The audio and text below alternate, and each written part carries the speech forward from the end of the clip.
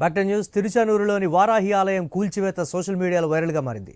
Tiruchanur TDP అధ్యక్షుడు కిషోర్ రెడ్డి ప్రోద్బలంతో ఈ ఘటన జరిగిందని ఆలయ నిర్వాహకులు ఆరోపిస్తున్నారు. అయితే దీంతో తనకేమీ సంబంధం లేదని ఆయన అంటున్నారు. టీడీపీకి అప్రతిష్ట తీసుకొచ్చేందుకు అసత్య ఆరోపణలు చేస్తున్నారని అన్నారు.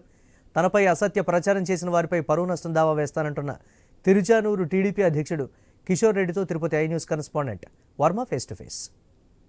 ఉన్న ఒక వారాహి ఆలయాన్ని కూల్చివేశారంటూ కూడా సోషల్ మీడియాలో విస్తృతంగా అయితే ప్రచారం అయితే జరుగుతోంది. ఇంతకీ అక్కడ ఆలయం ఒక గుడిసెలో అక్కడ ఆలయం ఇంతకాలం ఎందుకుంది, దాన్ని ఎవరు కూల్చేశారు, అసలు ఏదైతే ఆలయం నిర్వహిస్తున్న వారు ఎందుకని టీడీపీ తిరుచానూరు అధ్యక్షుడు కిషోర్ రెడ్డి పైన ఆరోపణలు చేశారు. ఒకసారి మనతో పాటు కిషోర్ రెడ్డి గారు ఉన్నారు. అసలు ఎందుకు ఈయన పైన ఆరోపణలు చేయాల్సి వచ్చింది ఒకసారి ఆయన మాటల్లో తెలుసుకునే ప్రయత్నం చేద్దాం. సార్ చెప్పండి, ప్రస్తుతం అయితే సోషల్ మీడియాలో విస్తృతంగా వ్యాపిస్తోంది. మీరు కొంతమంది మనుషులను పెట్టి అక్కడ ఏదైతే వారాహి తాత్కాలికంగా వాళ్ళు ఏర్పరచుకుని ఒక ఆలయాన్ని కూల్చివేశారని మీరేం చెప్తారు దానిపైన? సార్, నా రాజకీయ ఎదుగుదల కోసం వాళ్ళు మమ్మల్ని అనగదొక్కాలనేసి ఏదో ఒక ఛాన్స్ కోసం వైసీపీ వాళ్ళు ఎదురు చూస్తున్నారు. ఇది మా బంధువులు, అంతేగాని నాకు ఈ ల్యాండ్ విషయంలో ఎటువంటి సంబంధం లేదు.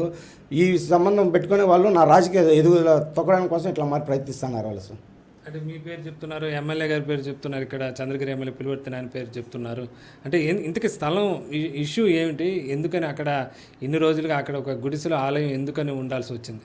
సార్, ఆయన స్వామీజీ వచ్చి లోక కళ్యాణం చేసుకుంటాము, ఒక 10 రోజులు 11 రోజులు ఇంటికి పూజ చేసుకున్నాం అనేసి చెప్పారు సార్. గుడిసెలో వాళ్ళు ఏం చేసి అట్టే 2 రోజులు 3 రోజులు అట్టే గడిచి దాదాపు ఒక 3 సంవత్సరాలుగా ఆయనకి మా చిన్న వాళ్ళకి గొడవ జరుగుతుంది.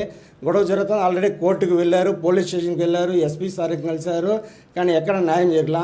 ఆల్రెడీ జరుగుతుంది. ఆయన ఏం చేసా గుడిసెలోనే లోపలనే పర్మనెంట్ స్ట్రక్చర్తో సిమెంట్తో కన్స్ట్రక్షన్ చేస్తాడు. అది రైతులు ఓరవ లేక ఇలా చేస్తారు సార్. అది సార్ విషయం.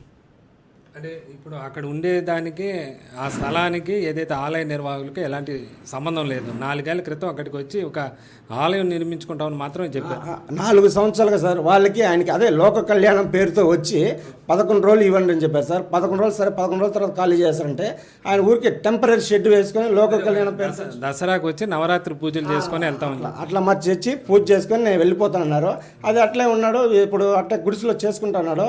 సరే గుడిసెలో చేసుకుంటాను వాళ్ళు గుమ్మున్నారు. ఇప్పుడు ఇంకొక 2-3 నెలలుగా ఆయన లోపల పర్మనెంట్ స్ట్రక్చర్ చేయడానికి ప్లాన్ చేసుకొని లోపల పెద్ద 10కి 10 ఒక పెద్ద దిన్ను ఒకటి కట్టేసి దాని మీద ఇటుకి రాతే స్ట్రక్చర్ కట్టేశారు సార్.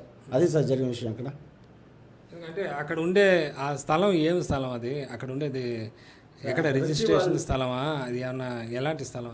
వాళ్ళకి వచ్చే రికార్డ్ ప్రకారం 1966లో రిజిస్ట్రేషన్ చేసుకున్నారు సార్ వాళ్ళు. రైతులు అంటే ఆయన వై గంగిరెడ్డి, ఆయన పేరు మీద దాదాపు ఒక 20 ఎకరాలు ఉంది సార్. 20 ఎకరాలు ఉంది. అది వచ్చి ఒక 1966లో రిజిస్ట్రేషన్ చేసుకున్నారు. ఆ తర్వాత 1980లో ఒక రైతు వారు పట్టా ఇచ్చున్నారు సార్. దాని తర్వాత వాళ్ళకి ఇంకేం రికార్డు లేదు. అప్పటి నుంచి వాళ్ళు వ్యవసాయం చేసుకుంటున్నారు. దాంతో కరెంట్ సర్వీస్లో ఒక 4 ఉన్నాయి సార్. ఒక బావి ఒకటి ఉంది, 4 బోర్లు ఉన్నాయి సార్. ఈయన ఏదో చెప్తున్నాడు, వాళ్ళ భార్య ఎవరో రాసిచ్చారు ఏదో చెప్తున్నాడు అతను, ఏదో ఆలయ నిర్వాహకుడు స్వామీజీ. అది అవంతా ఊరికే సార్. ఆయనే ఒక ఫోర్జరీ సర్టిఫికేట్ క్రియేట్ చేసి ఒక 100 రూపాయల స్టాంప్ మీద వాళ్ళే నాకు అమ్మినారని చెప్పి రాసుకునేసి దాంతో అలిగేషన్ చేస్తాను సార్. ఆల్రెడీ దీని మీద ఆయన మీటర్ కూడా లేదు. మీటర్ కోసం కరెంట్ ఆఫీస్కి, ఎస్సీ ఆఫీస్కి, డిఈ ఆఫీస్కి, ఏఈని అందరం కలిశాడు. కానీ ఇది అలిగేషన్లో ఉంది, రైతులది. వాళ్ళకి ఆల్రెడీ సర్వీసులు అన్నీ ఉన్నాయి సార్. అది అలిగేషన్లో ఆయనకి మీటర్ కూడా ఇంతవరకు ఇవ్వలేదు సార్. ఇది కోర్టు వరకు వెళ్ళింది, కోర్టు పరిధిలో ఉందని బోర్డు కూడా అక్కడ పెట్టడం జరిగింది.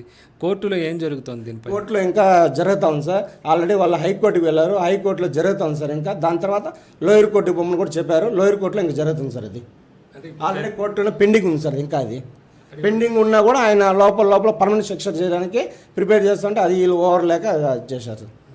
అది దీనికి మీకు ఎలాంటి సంబంధం లేదు. రైతులకు వాళ్ళు మా బంధువులైనా దానికి ఎటువంటి బంధువర్గమే సార్. దానికి మా ఎమ్మెల్యేకి కానీ నాకు కానీ ఎటువంటి సంబంధం లేదు సార్ దాంతో.